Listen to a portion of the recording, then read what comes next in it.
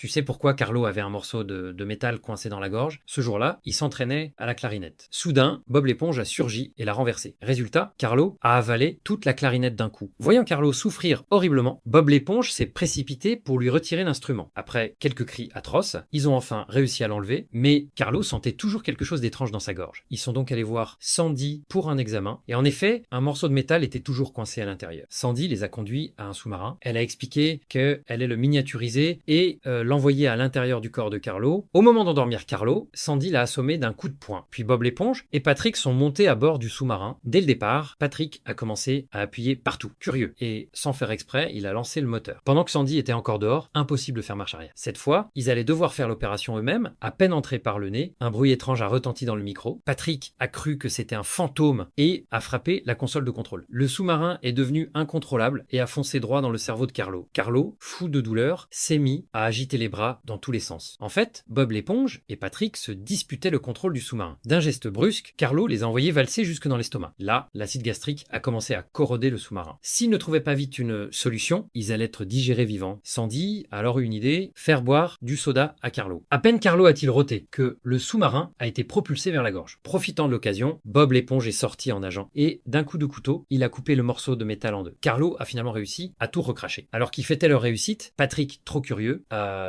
appuyé sur le bouton d'agrandissement. Tout le monde est resté bouche bée. Le lendemain, Carlo est retourné travailler au Crabe Croustillon. À la vue de Carlo, Monsieur Krabs est resté sans voix.